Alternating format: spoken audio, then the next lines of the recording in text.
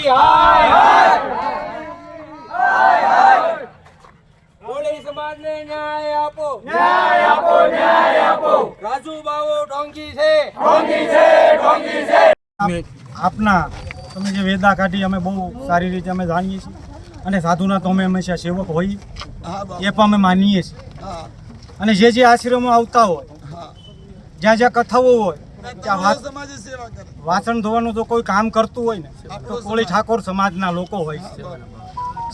સેવાના 1 રૂપિયો લીધા વગર આજે વેદ્યા દીકરીઓની જે છે મહિલાઓની જે નીચ કક્ષાની વાતમાં બાપુ અમે તમારા પગ ધોઈને તો પીવાની તૈયારી કરતા હોય અને અમારી બૈરાઓને માતાઓને આ કલંક એવું સર્ટિફિકેટ કોણ આપી શકે કે નીચ કક્ષાની આપ આપી શકશો? એ ભૂલ છે.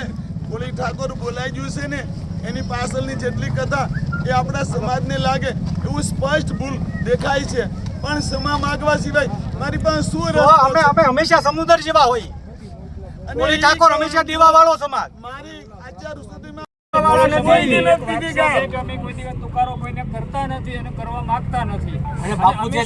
તમે જે બોલ્યા છો ને શબ્દો એ આખા ગુજરાતની અમારા ભારત દેશના 18 રાજ્યોમાંની અસર પડી છે. હજી તમારે 5 વર્ષ સુધી આ વ્યાસપીઠ ઉપર તમે પગ મૂકશો ને તો જ્યાં જ્યાં તમે પગ મૂકશો ને ત્યાં કોળી ને ઠાકોર 18 ભારત દેશના રાજ્યોમાં તમારો વિરોધ કરવાના છે.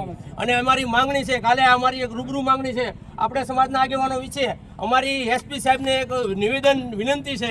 કાલે અમારી મુલાકાત અમને સમય આપો, અમે રજૂઆત કરીએ અને બાપુને જે કાયદાકીય રીતે સંવિધાન મુજબ જે બાબા સાહેબ આંબેડકરના નિયમ મુજબ અમે હજી 50 વર્ગ છીએ અને તમે હીન કક્ષાની વાત કરો. તમે પણ ઓબીસી માંથી આવો છો અને ઉજળિયાતની વાત ક્યાં આધારે કરો છો? તમે આ એક મોટામાં મોટી ભૂલ કરી છે. અને ઓબીસી સમાજ છે એ દેવાવાળો સમાજ છે, મજૂર વર્ગ છે અને પછાતોના કામ કરીએ છીએ. અમે અમારી હક માટે લડીએ છીએ. તમે અમને કી કક્ષાની રાજનીતિ શીખવાડો છો? અને તમે અમારો અધિકાર છે, અમારી માંગણી છે, તમને જે કાયદાકીય રીતે સંવિધાન મુજબ જે પણ સજા થવી જોઈએ એ તમે સ્વીકારજો અને સજાને લાયક છો. તમે કે અમારી બેન દીકરી અને કોળી સમાજને તમે એમ કીધું છે કે નિષ્કલંકના લોકો અમે છીએ, એટલે તમારી હેસિયત શું સ્વભાવ? આ વાત તમે મારી વાત સાંભળો જો સાહેબ એક મારી વાત સાંભળો. એને હું બધા સમાજના સંતો મંતોને સેલ્યુટ કરું છું, પણ આ બાવાને કહેવા માંગુ છું. એટલે આને એ બોલ્યા છે એનો અમે પ્રતિકારક વિરોધ કરીએ છીએ. બોલો કોળી સમાજની જય, ઠાકોર સમાજની જય. અને એસપી સાહેબ કાલે અમારી વાત અમારા સમાજના આગેવાનો કે એ સમય આપો, અમે આવેદન પત્ર દેવા માંગીએ છીએ. અને હજી અમારા સમાજના આખા ગુજરાતના અમારા સમાજના આગેવાનો કોળી ને ઠાકોર સમાજના જે લોકો કહે છે એ મુજબ અમારે જલ્દ ને જલ્દ ભલે કાર્યક્રમો આપવા પડે.